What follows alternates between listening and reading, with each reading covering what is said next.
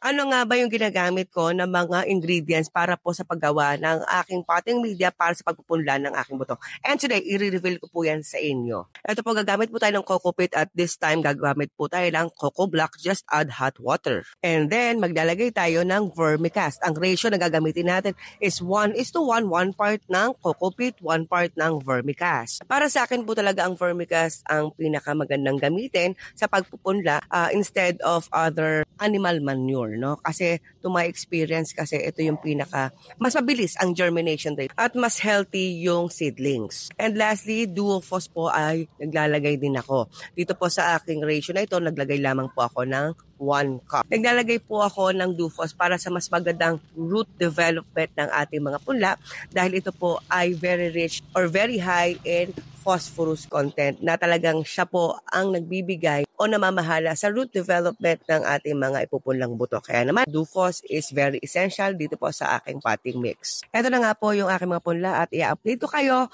kung gaano nga ba kabilis ang germination rate ng aking potting media na ginagamit. So ayun lang, magandang araw sa inyo.